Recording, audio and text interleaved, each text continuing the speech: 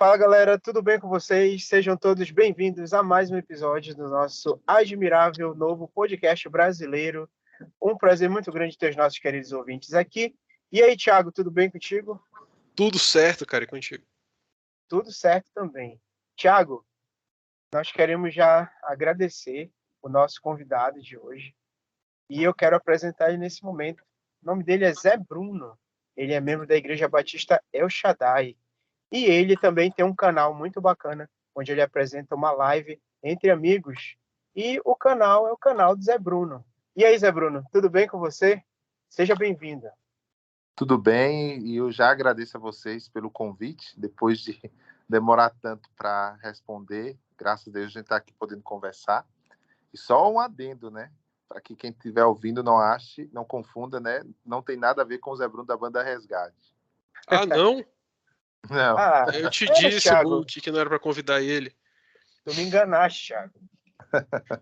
Eu ia pedir 2 músicas aqui. Cara. Ei, Zé Bruno, a gente já conversou aqui um pouco. Fala aí pra gente de novo, de onde é que tu tá falando? Da Cara, eu cidade. falo da cidade de Arapiraca, uma cidade aqui no interior de Alagoas, a segunda maior cidade do estado. Fica a 120 quilômetros de Maceió, que é a capital. A cidade aqui no Agreste Alagoano, com mais de 230 mil pessoas. Enfim, uma cidade que eu amo. Uhum. Tu é da Igreja Batista El Shaddai. A Igreja Batista El Shaddai, ela é da convenção? Como é que ela é? Ela é da... Não, ela é uma igreja independente, uma igreja de tradição pentecostal.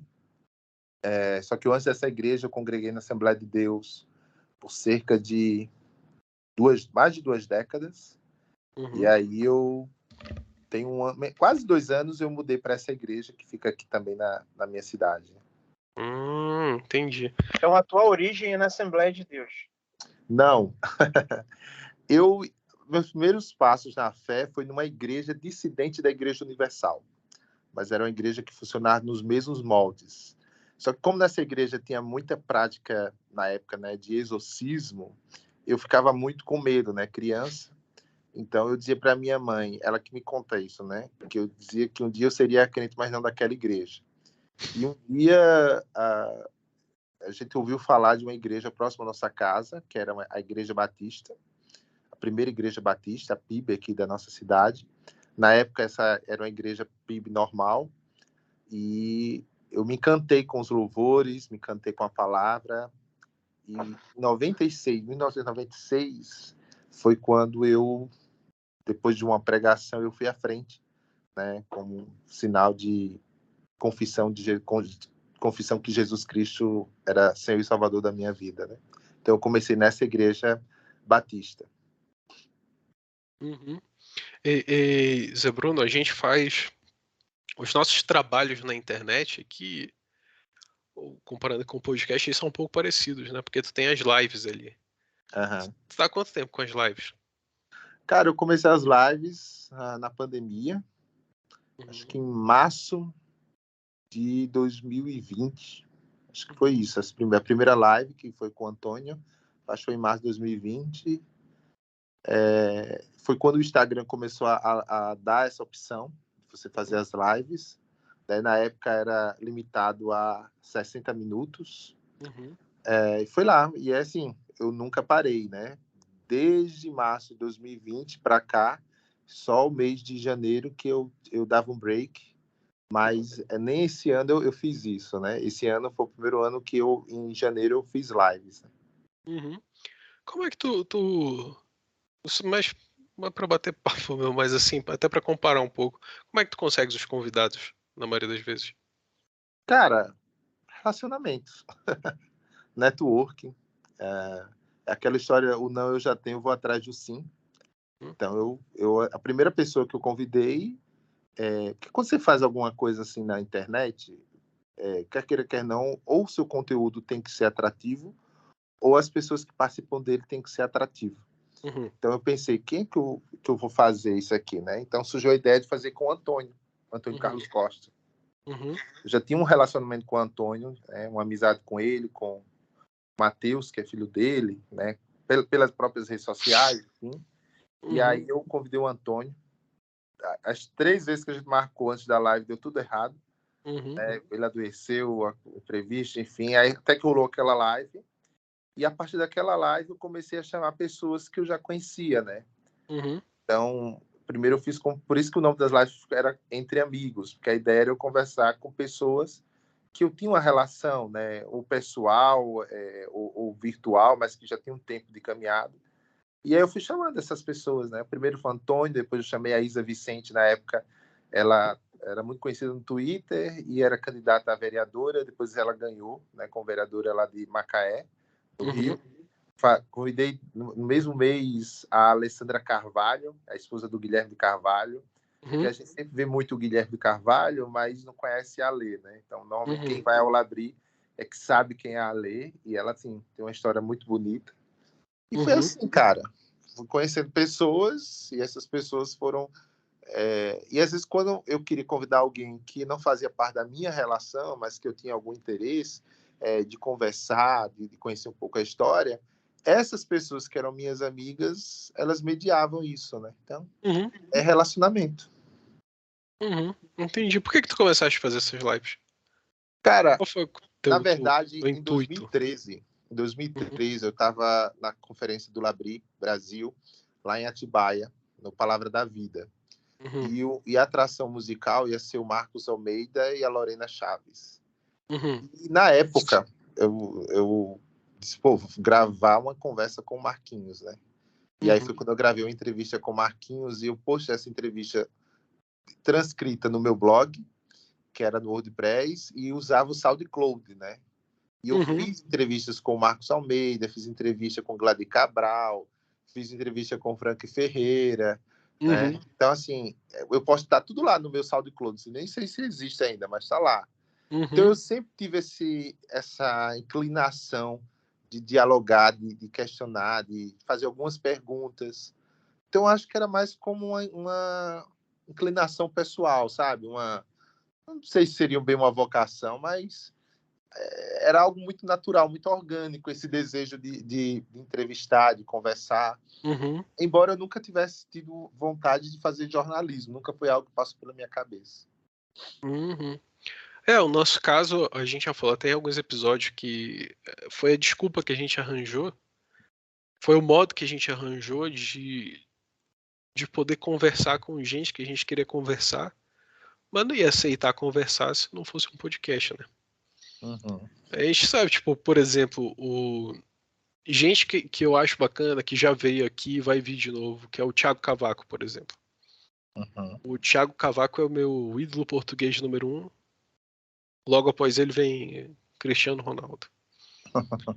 E eu gosto muito, mas, por exemplo, imagina quão estranho ia ser se eu mandasse uma mensagem pra eles assim: ei, cara, tudo bem? Meu nome é Thiago, pode passar teu número pra eu te fazer uma ligação? Quero bater um papo contigo. Ia ser o mínimo estranho, né? No mínimo. E por isso que a gente começou a fazer. Mas, cara, tu conversa com um bocado de gente de fora do país. Tu conversou com o Scott McKnight, tu conversou com a Christian Dumay, que foi uma convidada em comum da gente aqui. Como é que é, cara, essas experiências? Assim, tu já tinha tido experiência de conversar com o pessoal de fora antes, alguma vez? Não. Assim, quando eu comecei a fazer as lives, no primeiro ano, 2020, eu só fiz convidados internacionais, ou nacionais, né? E aí eu tentava diversificar, né? Tentava conversar com não só artistas, não só pastores, mas cristãos que atuavam em outras frentes, né? Eu acho que o primeiro e único católico assim que eu conversei foi o Francisco Ratzo, né? Que foi uma conversa maravilhosa, assim, muito rica mesmo. E aí surgiu a ideia de fazer as lives entre mais amigos. E a ideia era convidar pessoas, né? Na época foi quando o Instagram ele liberou você convidar até 3 convidados além de você e fazer lives temáticas. E aí eu fiz eu acho que uma das primeiras foi sobre Augusto Nicodemos e o movimento pentecostal, alguma coisa assim. E eu fiz uma que acho que foi a mais bambambam, que foi sobre liberalismo e fundamentalismo teológico. Acho que foi Então, eu comecei a criar essas lives, né? E aí eu pensei, poxa, por que não, depois, né, fazer uma live entre amigos internacionais? Por que não convidar esses autores que a gente lê, que a gente conversa tanto, que a gente fala, chamar eles para conversa? E aí eu fiz a primeira tentativa. Na época eu ainda não tinha canal no YouTube, era só o Instagram. Né? Inclusive, quem quiser seguir é @Zé_Bruno. E aí foi quando eu convidei a Ruth Padilha, filha do René Padilha, para uma live, né, no Instagram. E foi assim, foi bem legal. E na época eu estava fazendo Invisible College e o Van Hooser se tornou um teólogo assim que eu era apaixonado, né? Assim, apaixonado no sentido que eu me identificava muito com o trabalho dele, achava um cara que estava na vanguarda, né, das problemáticas do mundo teológico, assim. E eu disse, cara, por que não convidar o Van Hooser, né? E eu lembro que eu mantinha contato com ele via e-mail, só que eu nunca tinha feito um convite. Aí quando eu fiz o convite, cara, ele aceitou. E aí, pronto, só foi o Van Hooser aceitar, e foi por conta dessa live com o Van Hooser que eu criei um canal para fazer as lives internacionais lá, porque eu idealizava um intérprete para estar com a gente. E aí eu tive muita parceria de um amigo meu que estuda no Calvin, né, doutorando lá, que é o Juan Bessa. E aí eu fui pegando indicações, né? Aí foi a Ruth Padilha, depois foi o Kevin Van Hooser, depois o Michael Bird. Michael Bird não tinha nenhuma obra ainda publicada em português, mas era um cara que eu já seguia no Twitter. Né? Aí depois foi o Sam Allberry, que escreveu aquele livro Deus é contra os homossexuais, seu pornonergismo. Depois consegui uma por indicação do Juan Bessa, que é o Oliver Donovan, o cara quase 100 anos, né? E é um teólogo assim, muito respeitado. Inclusive, acho que esse ano vai sair 2 obras dele em língua portuguesa. E acho que em dezembro de 2021 eu fiz com o Scott McKnight. E aí, pronto, cara. Só que assim, eu acho que o auge foi fevereiro de 2022. E foi quando eu fiz com o Anti-Right, cara. Ali foi o auge, assim. Acho que foi a live mais visualizada do canal. Acho que ninguém acreditava, assim, pô, Anti-Right. Mas foi uma coisa assim, que o Tom, ele aceitou assim, eu convidei, ele topou. E aí eu só fui aguardar. Aí, assim, a ideia na época era fazer uma internacional por mês. Esse ano eu estou fazendo uma internacional por semana. Então, praticamente toda terça-feira eu tenho um convidado internacional. Ontem tu fizeste uma internacional. Sim, com o ex-presidente do Fuller, né, o Richard Moore. Foi, cara, foi sensacional. Foi uma live que não teve muita audiência. Né? Não teve muita audiência, até porque o Moore, apesar da importância dele, ele não é um cara conhecido no Brasil popularmente, né? Quem conhece ele é mais o pessoal da área de teologia, pessoal... a gente não, acho que não só tem um livro aqui que tem um capítulo dele, que foi lançado pela editora Ultimato, que é o Calvinismo para uma era secular, numa era secular, e tem um capítulo dele falando sobre o Kuyper. Ele tem um livro sobre o Kuyper, né? O Mu tem, só que esse livro que eu falei, que a Ultimato lançou, é um livro escrito a várias mãos, e ele tem um artigo, um capítulo é dele. O primeiro capítulo desse livro, Calvinismo para uma Era Secular, que ele fala sobre Kuyper e os sistemas de vida, é um capítulo do Richard Moore. Cara, o Richard Moore também é curioso que eu estou tentando fazer com todos os teólogos, assim, mais idosos, porque você não sabe o amanhã, né? Cara, teve algum desses aí que tu te estressaste durante a live? Falou, esse cara tá falando besteira, cara. Não. Eu me estressei com alguns, não foi bem o estresse, né? Na negociação. Quando eu falo negociação, não é porque rola dinheiro, né? Os caras fazem de graça, eu também. Mas foi para convidar. Então, já recebi vários nãos e conversando com eles, eles reconsideraram, né? Por exemplo, o James K. Smith foi um desses. O Smith, ele não aceitou de primeira. Por que não? Ele falou por que não? E como foi que tu convenceste ele? Ele falou por que não. Eu não quero dizer o porquê que ele ele mencionou, mas ele colocou uma situação lá e eu expliquei, cara, você não pode pensar isso baseado nisso aí que você está falando, né?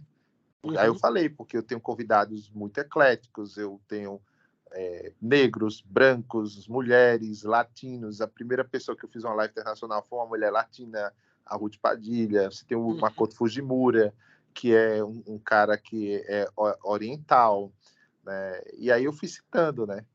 Foi. E aí outra coisa que falei da importância do trabalho do Smith aqui no Brasil, que é a despeito dos críticos, que ele tem críticos aqui no Brasil, mas ele tem pessoas que admiram. Então, acho que proporcionar ao seu público, né, aos seus leitores, um diálogo onde eles possam ver o seu autor, né, e até quem quiser mandar perguntas, eu acho que é muito rico, é uma coisa que eu tento prezar. Quem está nos assistindo compartilhar a pergunta dessas pessoas com o autor, né? Quando foi que tu conversaste com ele? Com o Smith foi o final do ano passado, agora eu não lembro se foi outubro, novembro. Então já tinha passado aquela controvérsia dele lá com as declarações que ele fez sobre homossexuais e tal, que a igreja condenou bastante. Então, aquilo ali, eu lembro que não foi uma coisa dele, foi uma coisa relacionada ao Calvin, que é a instituição que ele pertence, inclusive a do mês também, acho que faz parte dessa instituição, se eu não me engano. Calvin College. Tá? Sim, ela é professora lá, se eu não me engano.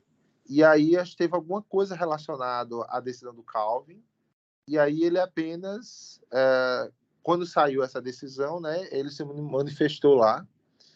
E sim, na verdade eu não fiz a pergunta, né? Uma das pessoas que eu convidei, porque é outra coisa que eu acho legal, eu convido pessoas, normalmente que eu tenho alguma relação, pessoas amigas, que conheçam o autor, a obra, para que eles possam conversar com o convidado comigo, né? E também uma forma de proporcionar essa alegria, né? Porque, por exemplo, se fosse uma conversa com um autor que eu gosto, né, e alguém me desse o privilégio de conversar, eu me senti muito bem. Então, poder proporcionar isso também é uma alegria.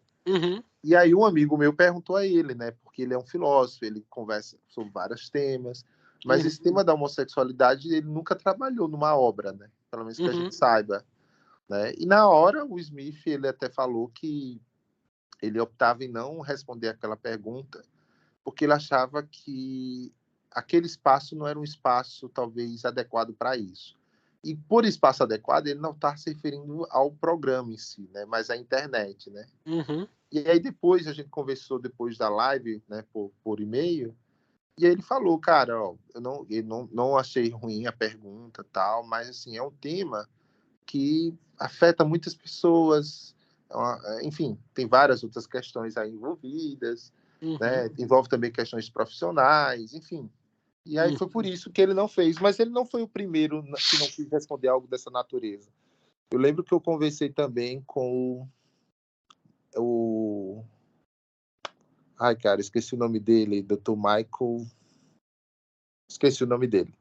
E eu perguntei a ele também sobre um texto lá e na ocasião ele não quis responder isso, né? E, assim, eu acho que ele não quis responder não é porque ele temesse alguma coisa no sentido de criar uma polêmica ou algo assim, né? Mas eu acho que envolvia muito o contexto, talvez profissional, acadêmico, enfim. Entendi. Tô até tentando achar o nome dele aqui. Mas eu não Michael Gorman. Lembrei. Michael Gorman? Gorman. Ah, tá. Gorman, isso? Michael J. Gorman, né? Isso. Isso. Tá aqui. Eu vi aqui agora no teu canal. Cara, muitos desses caras aí, eles... Eu não sei bem como é que tu enxergas, mas eu acho interessante que normalmente a gente vai por duas vias. Normalmente. Eles são muito, muito simples no trato, muito mais simples do que talvez esperassem, até para quem lê os livros deles. O outro é que alguns deles são muito formais, né, cara? Formais demais, com muitos dedos, muitos cuidados. Tu sentes isso? Cara, os que eu convidei, eles foram, assim, tem uns que tratam diretamente com você, tem outros que têm assistentes, né? E eu acho que os que têm assistente têm porque de fato precisam, né? Muitos deles são acadêmicos. Uhum. Mas assim, eles são, eu acho que essa galera, eles são mais acessíveis do que às vezes alguns aqui no Brasil, digamos assim. Eu já ia falar isso.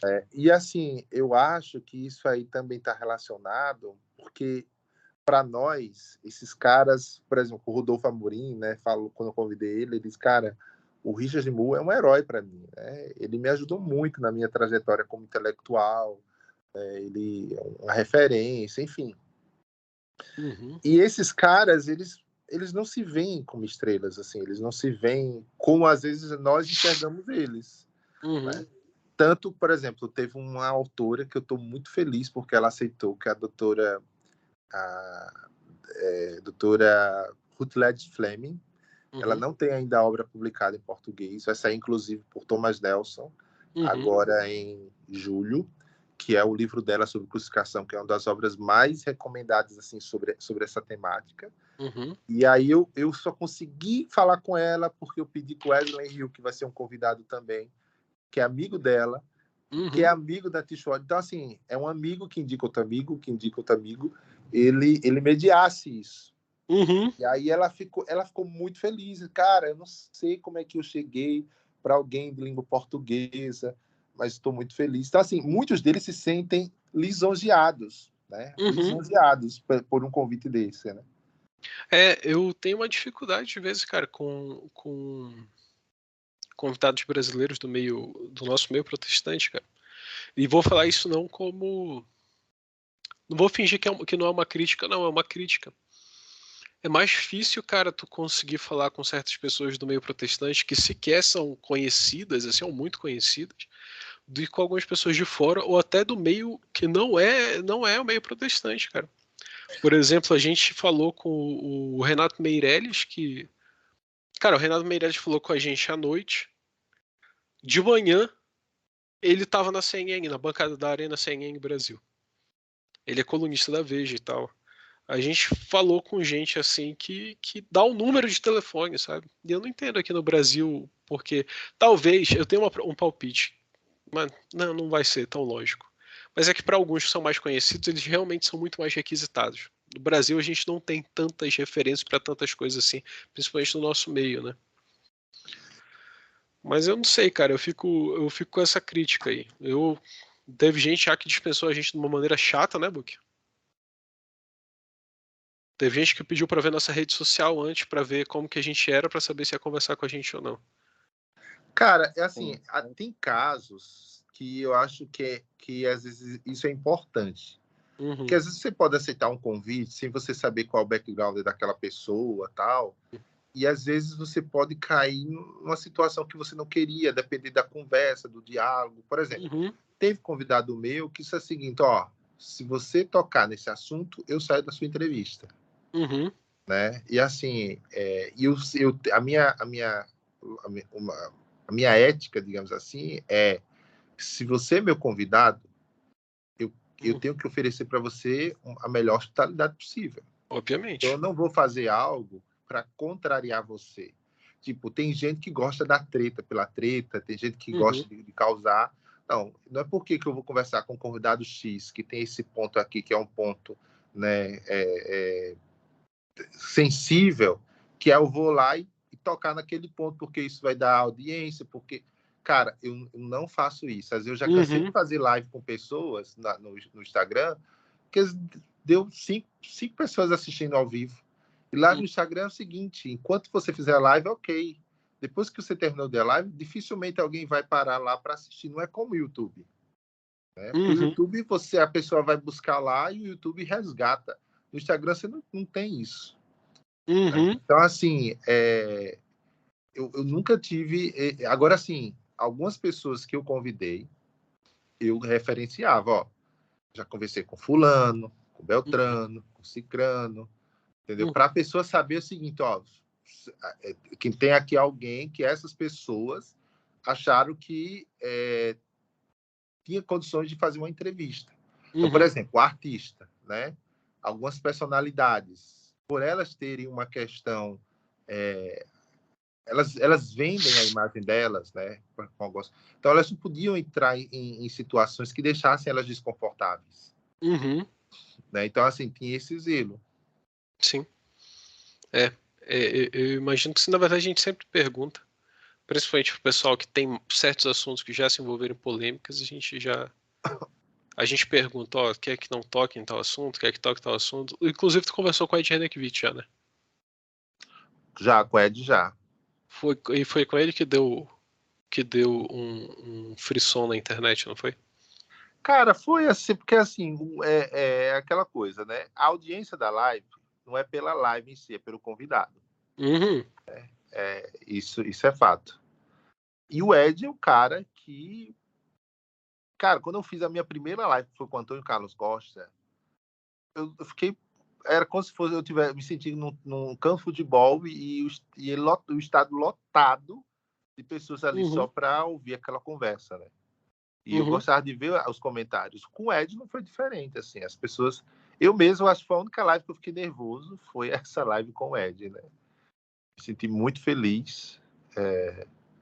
E espero voltar a fazer outra live com ele, né? Mas eu fiquei muito Ed feliz. Renekiewicz. Qual foi a treta que deu mesmo com que o pessoal isolou Cara, lá? não foi bem assim uma treta, foi porque a gente... Eu não lembro qual foi o assunto, não sei como foi que a gente entrou nisso, né? Mas o Ed falou que não havia uma ortodoxia, mais ortodoxias, né? E aí eu questionei, cara, mas você não acha que, por exemplo, os credos ecumênicos, né, eles não seriam, né, a base documental para o que a gente chama de ortodoxia da igreja, né? Pelo menos o credo apostólico, né? Enfim, Calcedônia e tal. Só que assim, na minha perspectiva, o que o Ed estava querendo dizer por ortodoxias é que cada tradição acaba vendo a sua própria tradição como a sua ortodoxia. Quem não pertence ou não acredita, né, naquela tradição ou está fora daquela tradição, em alguma medida vai ser visto por herege pelo outro. De fato, existe muito isso, né? Principalmente no meio calvinista. Isso é muito comum, a depender do tipo de calvinista. Quando a gente fala de calvinismo, as pessoas devem entender que não é algo assim homogêneo, ou melhor, que eu falo calvinismo mais no sentido mais genérico, né? Barra reformado, enfim.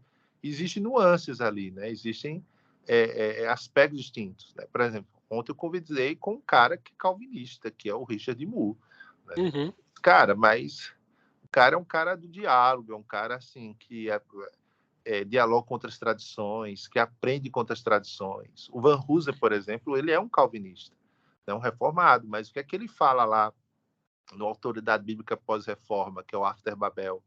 Ele diz que o melhor cristão que existe é o cristão católico, né? Porque ele aprende com a igreja toda, né? É o protestante católico, aliás, que ele fala. Porque ele aprende com a igreja toda e serve a igreja toda. Então, quando ele fala com a igreja toda, ele fala com todas as tradições da igreja, né? Então, assim, eu acho que a fala do Ed foi nesse sentido, né?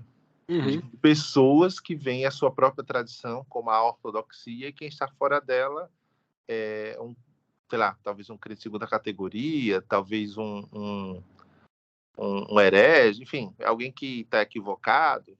É assim, foi a impressão que eu tive no momento. Tu acaba falando com mais gente do meio reformado, assim, pode-se dizer. Pois é, cara. E olha que eu nem sou calvinista, né? Pois é, cara, é isso que eu ia te perguntar. Porque tu é de uma igreja pentecostal, né? Mas na igreja, na Assembleia, tinha gente que era calvinista, né? Cara, então, eu tenho uma relação muito boa com os calvinistas, né? E, assim, eu conheci o Ricardo Costa Gouveia tem um livro chamado O Lado B do Calvinismo, né? Que ele diz que tem o calvinismo da mãe e o calvinismo do pai, né? E ele vai falar um pouco sobre isso. Mas eu acho que eu conheci, né? Assim, eu pelo menos me inseri no meio calvinista numa experiência muito positiva, que foi a tradição do Labri Brasil, a tradição de Labri.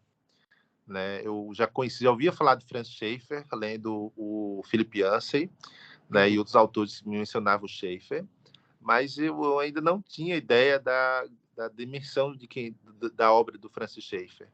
E aí foi quando, acho que em 2012, 2011, lá no Facebook, eu conheci o Rodolfo Amorim, o Igor Miguel, Guilherme Carvalho, e outras pessoas. E aí eu vi eles fazendo um diálogo com a academia.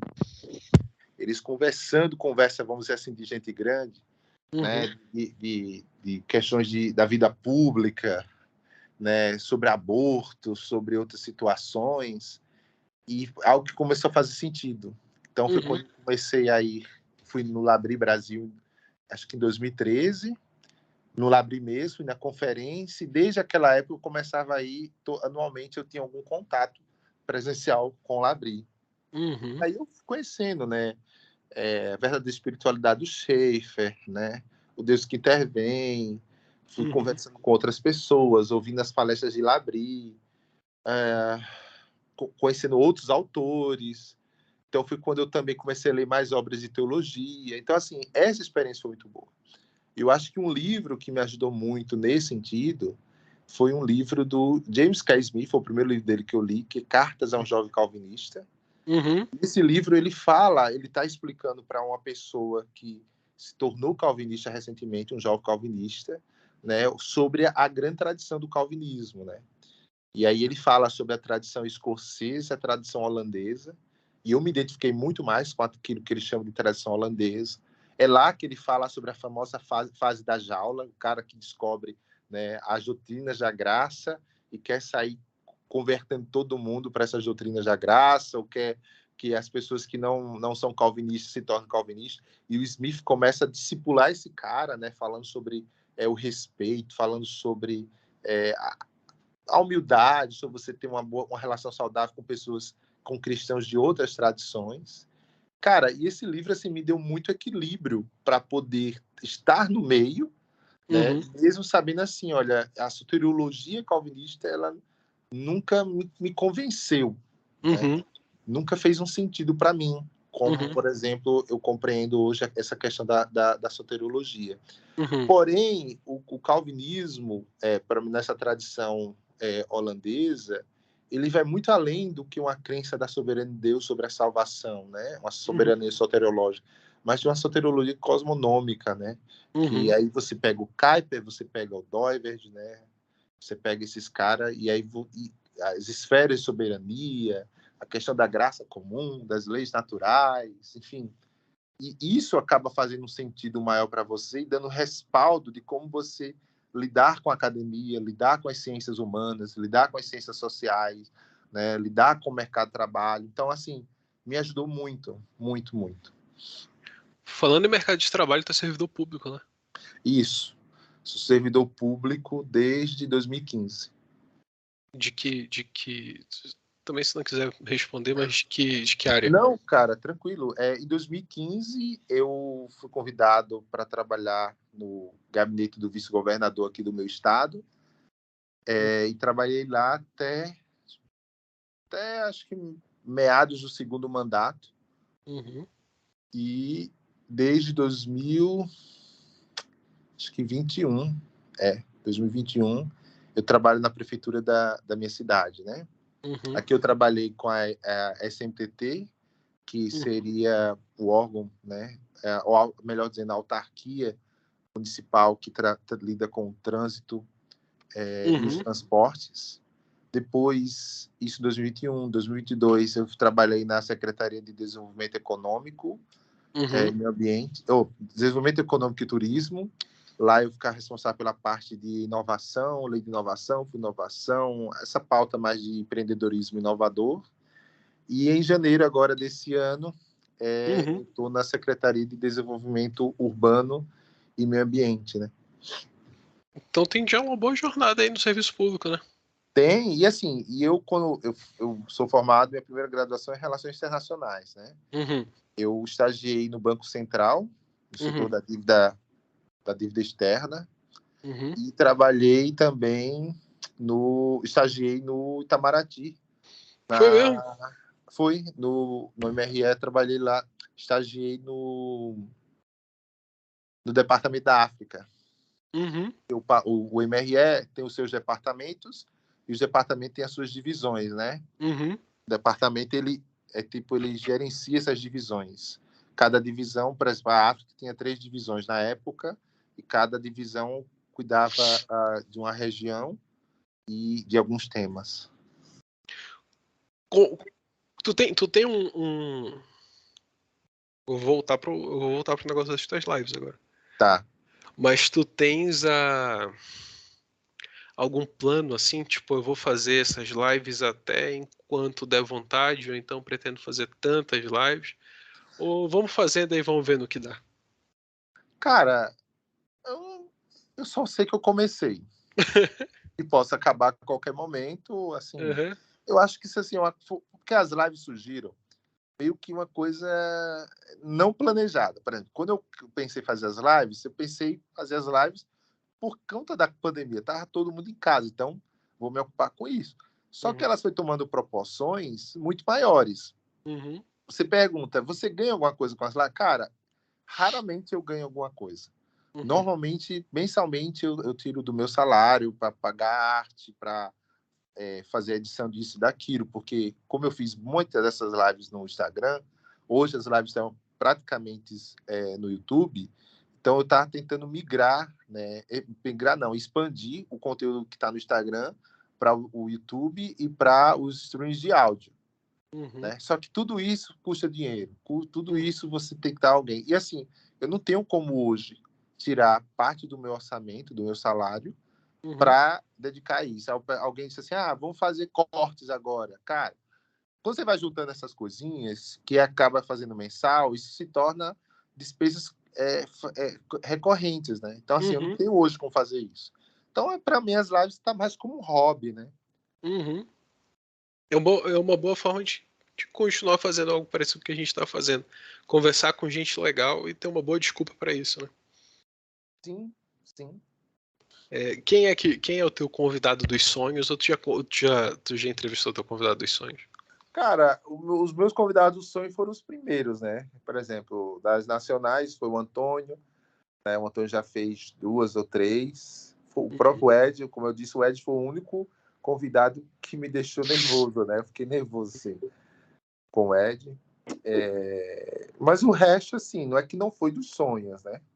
Mas eram pessoas, assim, que talvez, como eu já estava fazendo muito tempo live, eu já estava mais tranquilo, né? Uhum. E da internacional, assim, o Smith foi um desses, o Andy Wright, sem dúvida alguma, mas acho que o que eu mais queria foi o Kevin Van Hooser, né, que foi o segundo. Uhum. Né? Então, assim, hoje, assim, graças a Deus, tenho um acesso ao Van Hooser e pretendo fazer outra live com ele, marcar, inclusive. Gente, só um instante. Não, fica à vontade. E aí, Buquinho, chegou bem aí na tua casa? Graças a Deus. Como é que tá o Natan e a Thalita? Natan tá desmaiado e a Thalita tá trabalhando. Mas ele tá desmaiado mesmo ou ele tá só dormindo? Pronto, Eu espero resolvi aqui. uma dormida profunda. Uma dormida profunda. O Book tem um filho de 1 ano e quantos meses? 9. 9 anos. Cadê? 1 ano e Ano 9 9. meses. Moleque bacana pra caramba, e bonito. Sim, a gente tava falando do... Cara, tu tinha acesso ao Van Hooser, tu tem bastante acesso ao Van Hooser, a gente tá falando do convidado dos sonhos, mas tem um que tu quer convidar ainda, que tá falando, cara, ainda vou chegar nesse cara aqui. Cara, assim, Barack Obama, por exemplo. assim, o Keller é uma dessas pessoas, só que, assim, tanto por conta da doença, quanto o Keller é muito blindado, né? Uhum. Então, assim, a minha dificuldade é fazer com que o meu convite chegue a ele, né? Uhum. Porque chega em pessoas que trabalham, talvez, com ele, e barram, sabe? Não tem como, tal, não sei o quê. Uhum. Mas eu queria muito, assim, que o meu convite chegasse a ele, né? Uhum. Porque o Keller é um autor contemporâneo, é um autor, assim, que eu leio o Keller, gosto do Keller, e eu gostaria muito, né? Outro autor, né, e aí quem vai ouvindo talvez aí não fique feliz com isso, é o Max Lucado, cara. Porque, assim, eu entrei no mundo da leitura, quem me abriu para esse universo foi os livros do Max Lucado. Então, existe um certo desejo mais afetivo, né, Uhum. com a questão do Max Lucado. Dá pra Também fazer eu em estou português, tentando... né? que ele foi missionário aqui no Brasil, ele sabe falar português. Outro cara que eu mandei já o convite para ele é o padre, o cardeal, acho não sei se cardeal ele é. Enfim, me desculpe aí, eu não sei qual é o título dele, mas o José Tolentino de Mendonça, né? Uhum. É um cara assim que eu gostaria de poder conversar também. Max Lucado foi um que eu já mandei convite para ele. Eu não tive resposta ainda. Eu tive Espero resposta conseguir. do escritório dele aqui no Brasil. Uhum. Né? E aí eles pediram que eu mandasse esse convite para o escritório dele nos Estados Unidos, só que aí acabou que a resposta lá não foi positiva, né? Uhum. Mas sim, Você tem que mandar um convite por semana, né, cara? Tudo pode acontecer. Cara, eu queria muito conversar com o Max Lucado. Os reformados que me perdoem, sendo que eu sou reformado, né? Mas os reformados que me perdoem, cara. Mas eu entrei no mundo da leitura por causa do Max Lucado também. E tenho pelo menos uns 7 livros dele aqui na biblioteca. Ah, legal. Tenho o que? Amor Acima de Tudo. Tem, sei lá, quais outros que eu tenho. Acho que deve ter aquele Simplesmente Como Jesus, que é o meu preferido. Eu também, foi esse o primeiro livro que eu li dele. Mas acho que o melhor livro dele, assim, é o Nas Garras da Graça. Das Garras da Graça? É. Cara, eu tenho um dele sobre paternidade. Tem um outro lá que é sobre a Natal, tudo começou em Belém, uma coisa assim. Tem um bocado de livro dele, cara.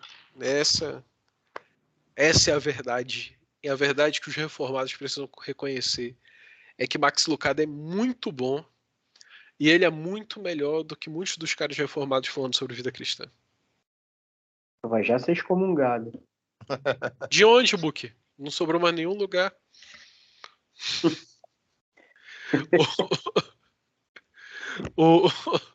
Não, cara, eu gosto muito de Max Lucado. Ele aplica bem o texto. E ele chega muito perto da doutrina reformada.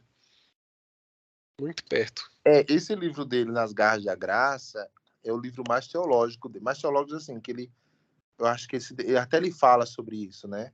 Uhum. Que é um livro que é baseado no comentário de Romanos de John Stott. Uhum. E aí ele escreve esse livro Nas Garras da Graça. Cara, assim, é muito legal mesmo. E o John Piper?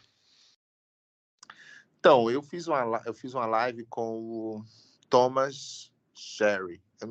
Não é assim, não, o sobrenome dele, é porque eu não sei pronunciar. Thomas Sherry, Schneider. Acho que é Schneider, enfim. E o Thomas, ele falou que ele poderia, que o John é amigo dele, né? Uhum. E aí ele perguntou ao John Piper se ele aceitaria, mas o John recusou. Aí eu também não insisti. Por que será que ele recusou? Ele falou porque ele recusou? Eu acho que pode ser idade, né? Pode ser tanta coisa, assim. Ele não entrou em detalhes. Poxa, tá aí, cara. Esse é o cara que eu queria conversar também. É. Acho que tá aí 2 que eu queria, assim, internacionais, que eu queria que a gente conversasse, era John Piper e Max Lucado. Queria muito conversar com os 2. Queria também pegar James K.A. Smith, Paul Washer, deixar os 2 brigarem. Cadê? Não era, Book, não era esse o nosso plano de... Porque a gente não convida só evangélico, né? Uhum. A gente conversa com gente de todo tipo. Gente não só evangélico. Apesar de que a conversa flui mais com quem é da nossa tradição. E a gente não conversa só sobre religião, né? Uhum. Tipo, Até com terraplanista a gente conversa. a gente conversou com algum terraplanista? Foi uma piada. Mas a gente, com certeza, a qualquer hora a gente vai pegar um, porque a gente conversa com todo tipo de gente mesmo. Eu vou conversar. É verdade. A gente gosta, cara. A gente gosta de conversar com gente que não é crente também. Que, claro, a gente não tá dizendo que tu não gosta, né? Mas por que a gente faz assim com gente que não é crente também? Porque, cara, é uma forma da gente continuar tendo essa chance de conversar com gente interessante sobre assuntos que nos interessam, mas também de mostrar, cara, de abrir as portas aqui para quem não é crente e mostrar as portas aqui, olha como é que a gente é aqui, sabe? O crente, ele é normal também. E essa é uma proposta. A gente queria muito fazer lives como as tuas. A gente nem faz live, né, Luke? Uhum. A gente faz só gravado. Quem tá ouvindo aqui sabe agora que tá sendo gravado, mas a gente já deve ter falado isso alguma outra vez. Uhum. Eu te falei da nossa. Não te falei, não. A nossa proposta de paz para o mundo era a gente convidar o Putin, a gente ia convidar o Zelensky, a gente ia deixar os dois entrarem no Skype e a gente ia sair da conversa. Pronto, Book. Ia resolver, não ia não, Book? Uhum. Certeza. Nunca deu errado. Não ia dar certo dessa vez. O Book só diz, aham, aham. Uhum. Exatamente. O Book foi meu conselheiro no Palavra da Vida, quando eu era garoto. Ah, você foi do PV? Sim. Aqui no norte. Ah, Book, você não é de Santa Catarina, não. Você é... Eu sou de Belém do Pará. Ah, tá. Fala. Estamos aqui. O Pará é a terra das Assembleias de Deus, né? Exatamente. Inclusive, eu tenho, digamos assim, conheço muita gente. Muita gente das assembleias aqui. Não, imagina, Inclusive, né? um Alguém deles... morar no Pará e não conhecer alguém, muita gente da Assembleia tá complicado, viu? É verdade. Cresci com muitos. Tem um, inclusive, em comum. Acho que ele chamou de conhecer, né, Thiago? O nosso amigo Jadiel. Com certeza. Com certeza. Porque ele é pastor da Assembleia, né? O nome já deixa, né? Já fala muito, né? Jadiel. Jediel, Ismael, Antoniel. Grande Que o abraço. Assembleia não tem coragem, né, de fazer. Manda um abraço pra ele. Abraço. Eu mandei. Só um mesmo pra ele não ficar muito convencido. Ah, tu mandou 2, pô. Não, o assembleiano, ele tem essa coragem de botar os nomes bíblicos que as outras denominações não têm coragem de colocar mais hoje. Sabe? Então todos os nomes que terminam com Ias e El, os assembleianos ainda estão colocando. Nem que seja um Enzo Otiniel, eles colocam, cara. Aí você já foi longe, mas não duvido. Ah, mas é. O tipo de coisa que eu já ouvi por aqui. Né? Só lembrando. Oi, Book. Que nome tu quer colocar no teu filho? Ou filha? No meu filho. Zé Bruno, acho que tu não sabe disso, né? O Thiago tá aí na iminência de ser papai, né? Como que ele não sabe? Parabéns. Falei pra ele já tem um mês. Cadê? Ah, foi? Claro que não, Legal. Book. Vai saber, né? Peculiaridade do Thiago. Primeira vez que a gente tá conversando aqui aqui uma conversa Pois é. mais longa. Olha, eu Já não tá sei, cara. mesmo. Se for menina, Maria alguma coisa. Se for menina, eu vou colocar Zé Bruno, eu acho. Não sei. Eu não recomendo, não. bom. Não ficaria muito legal, não. Mas Vai ser um nome meio cristão e meio alguma outra coisa, né? Porque Zé, né? Vai ser José. Qual vai ser o José? Tem Bruno. que ver qual vai ser o José. Vai ser o José Bruno, rapaz. Qualquer coisa. Vai ser Nigel, né? Nigel, grande Nigel. Nigel. De Nigel Mansell. Grande Quer piloto. dar uma dica para ele aí, Zé Bruno? Aí, dá uma sugestão, na verdade. de nome, cara, eu acho bonito o nome de Adélia, né? Pra menino? Menina. Ah, mas já sabe qual é o sexo? Não, uma dica, uma sugestão para menina e uma sugestão para menino.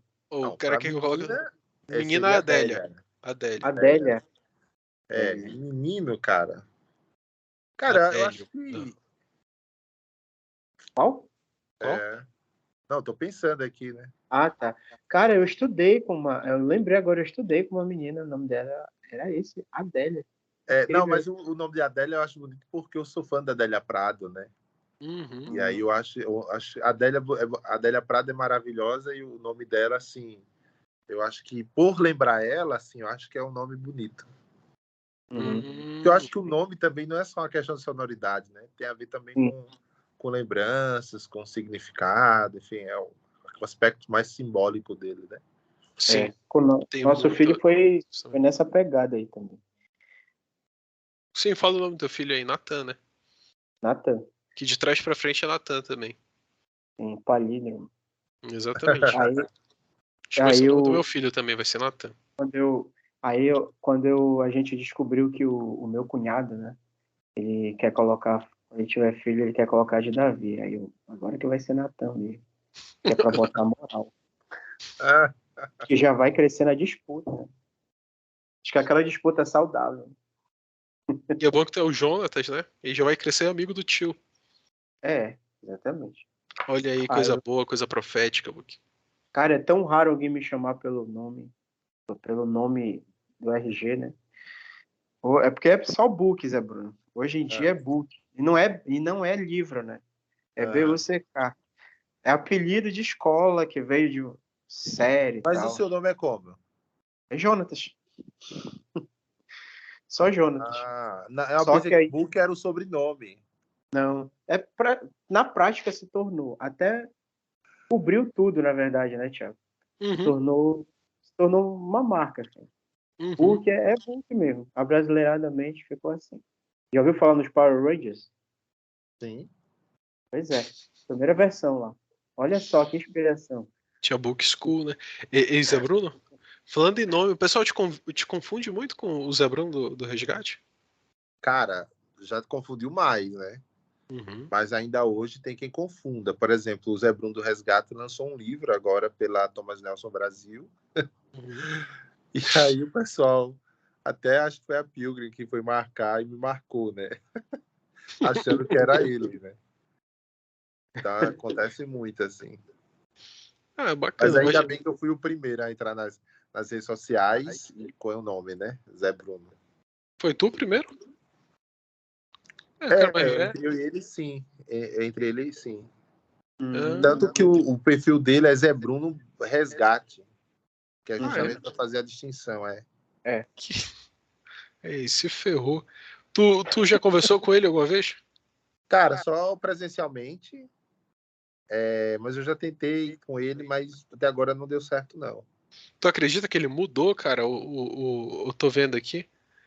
Era até o livro dele, é o Diálogos com Jesus, né? Tu acredita que ele mudou o... Como é o nome? O nick dele nas redes sociais? É como agora? Zé Bruno Oficial. Ah, pronto, é isso. Deve Por que ser. tu não muda o teu pra Zé Bruno Oficial de verdade? E tu tem. E qual é a tua afinidade com o teu lado musical? Tem também, ó. Não, eu gosto do Resgate. Cara, só que eu, pelo meu contexto, assim, eu gosto muito de música worship. Então, assim, apesar que eu acho que tem um gosto muito eclético. Então, eu gosto de Arraiz, eu gosto de Sola, Projeto Sola, gosto de Palavra Antiga, Marcos Almeida, gosto de Paulo Neto, Jessé Aguiar, enfim, dos nacionais. Tem outros que eu gosto também, mas eu gosto muito assim, Diante do Trono, Hillsong, português, inglês, japonês, chinês. Sou muito fã da Hillsong, né? Banda a Delirious também. Então, de música gospel, assim, o Maverick City também eu gosto. Eu ouço muito, eu acho que eu ouço mais música internacional. Acho que é isso, assim. Eu já fui de gostar mais, assim, de música, mas eu acho que eu tô ficando muito mais em canções que eu já conheço, assim, eu não tô muito a par, assim, de lançamento e tal. Tu tem quantos anos, Bruno? Eu tenho 30 e alguns. Eu nunca falo qual é esse eu boto, até eu botei agora no Instagram, 30 interrogação. Colocou agora no Instagram? Não exatamente agora, né? Foi um story de ontem ou foi de hoje. Que aí é um negócio lá do... É um negócio que o Instagram tem, que aí você posta uma foto temática de alguma coisa. Aí ele pediu lá, coloca uma foto, 4 fotos suas, não sei o quê, aí você fala seu signo, não sei o quê, sua idade, seus apelidos e tal. E no meu signo eu botei Grifinória, né? Tem que ser, né? Pra quem é fã do Harry Potter, sabe por quê. Sim. Grifinória tem suas controvérsias. E tem suas polêmicas também. Zé Bruno, eu sei que tu tá cansado também, eu não vou ficar te alongando muito e tirando o assunto da cartola, te forçando a conversar mais com a gente. Mas, cara, eu tenho um assunto ainda aqui que eu quero te perguntar, que é... Cara, e aquele negócio lá da Bahia, cara? Daquela Secretaria da Bahia de Integração dos Povos, cara, que coisa absurda, cara. Não teve tanta repercussão, tu percebeu? Cara, então, eu não posso falar muito de repercussão, porque eu não, acabo que eu só... TV mesmo, para mim, é só Netflix, HBO+, só esses streamings. Praticamente eu não assisto jornal. E as matérias, assim, eu vi uma ou outra, né? Só que houve uma repercussão mais em algumas instituições religiosas. Por exemplo, a Anajure, né, que fez mandou um ofício, né, para o governo da Bahia, né, com algumas recomendações, né, explicando o porquê da problemática, enfim. E aí, acho que depois de tanta crítica, eles acabaram excluindo, né, a publicação das redes oficiais, né? Mas, assim, não houve, por exemplo, uma nota. Eu acho que seria importante uma nota, né? Porque, às vezes, você tira por uma pressão popular e não porque você esteja convencido de que, fato, foi um erro, né? Então, assim, bom, de qualquer maneira, eles removeram, né, a publicação. E já é pelo menos alguma coisa. Sim.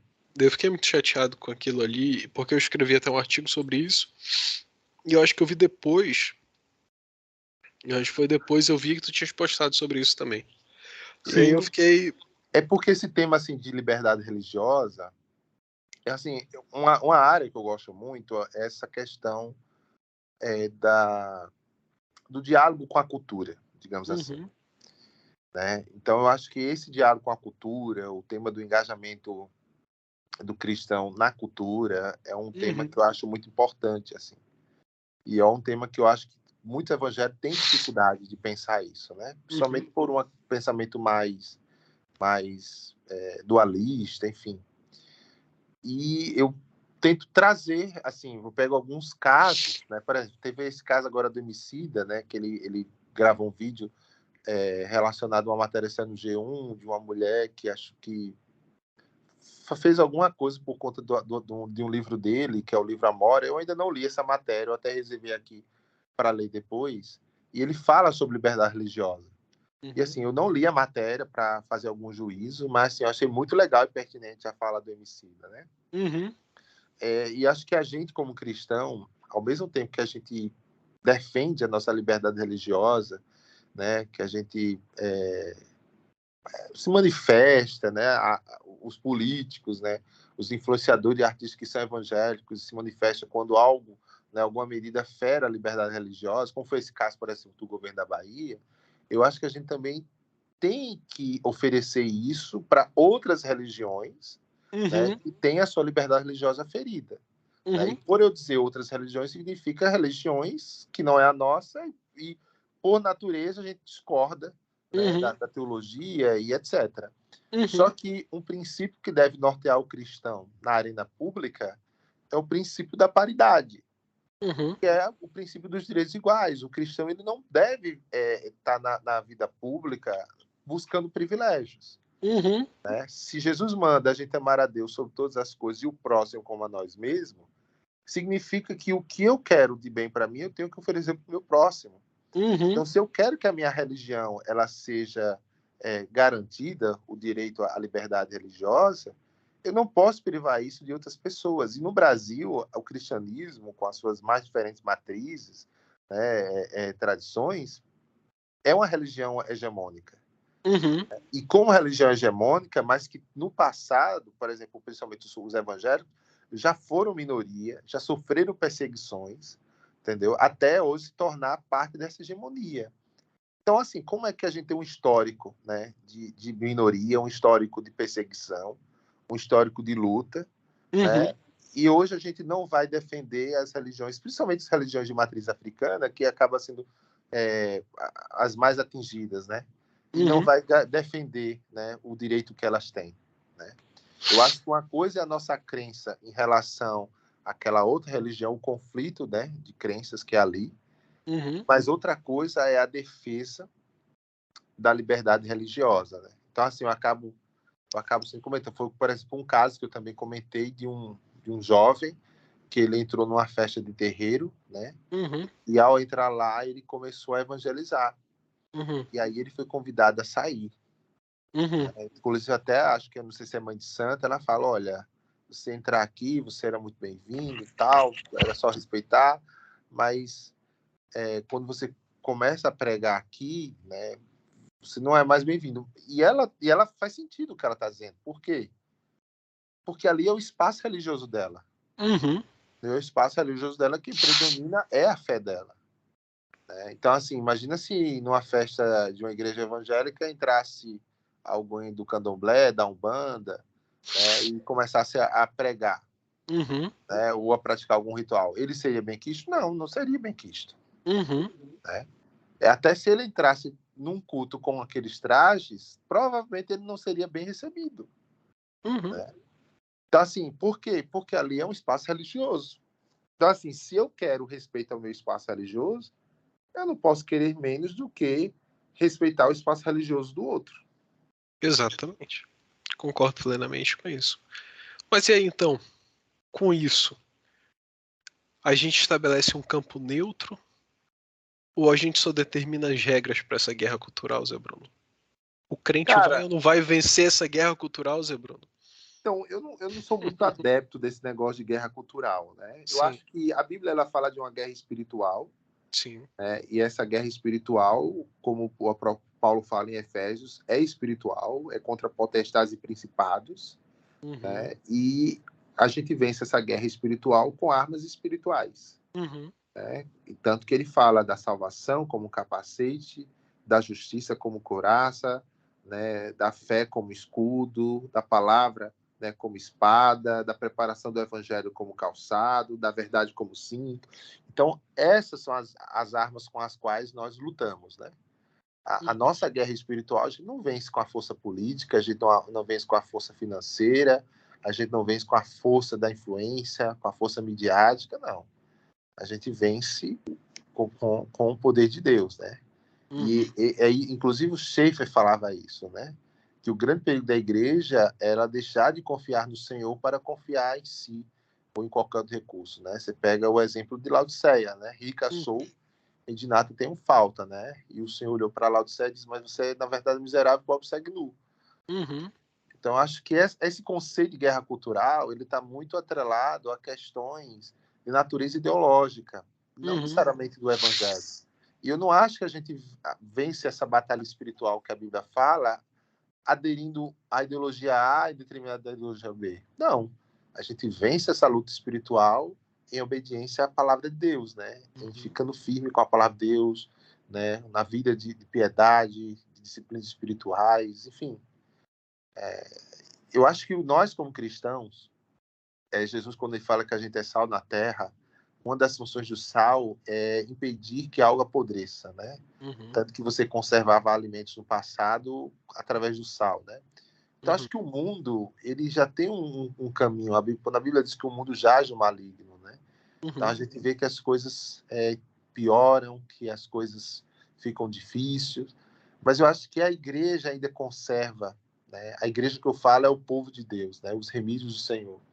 Ele é esse sal nessa sociedade que a gente vive, né? Que ainda traz um alívio à sociedade, enfim.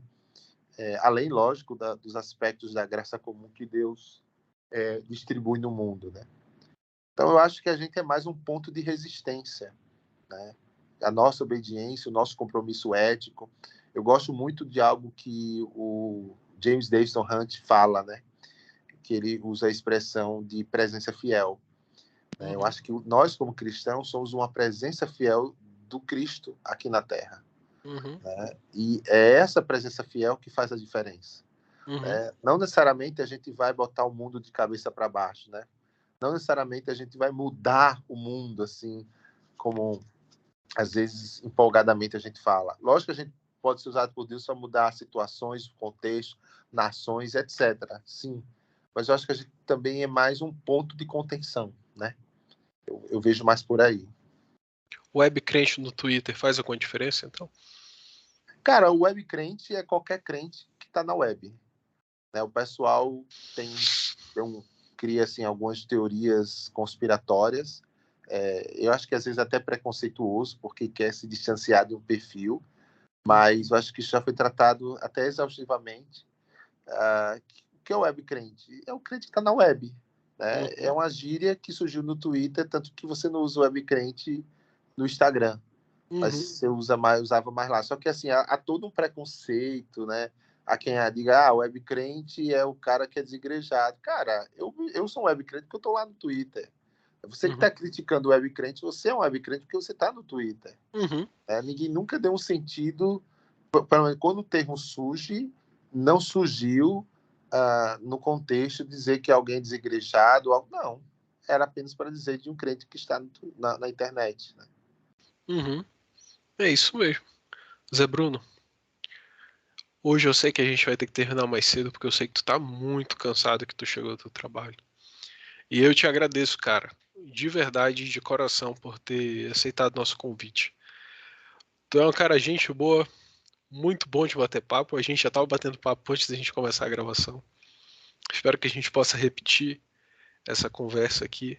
Mas eu também não posso usurpar o trabalho do meu amigo Jonatas Book, que é o nosso o nosso host que faz a abertura e o fechamento dos episódios todas as vezes. A partir daqui eu deixo nas mãos dele, vai, Book, nas suas mãos, em segurança, esse episódio. Entregue a palavra a quem quiser entregar e tome de quem você quiser tomar. Amém. Amém, igreja. Né, Bruno, a gente quer agradecer, cara. Como o Thiago já falou, agradeço. Valeu. Valeu por esse tempo. É bom a gente poder conhecer mais um irmão, né? Mais um contexto, mais uma experiência de vida, mais um canto aí do nosso país. E que bom que a gente teve esse tempo. E como o Thiago falou, tomara que a gente tenha mais momentos aí futuros para trocar umas ideias, conversar sobre algumas coisas e ir expandindo todas essas coisas aí. E como a gente sempre fala, né, aos nossos ouvintes, nossos guerreiros que chegam até o final, você que chegou até o final aí do nosso podcast, valeu mais uma vez por ficar conosco até esse momento. Você é muito importante nessa caminhada com a gente. Muito obrigado. Muito obrigado, Zé Bruno. Valeu, Thiago. E é isso aí, gente. Até a próxima. Abraço. Muito obrigado, Zé Bruno, e até a próxima. Até mais, pessoal. Tchau, tchau. Valeu, gente. Brigadão.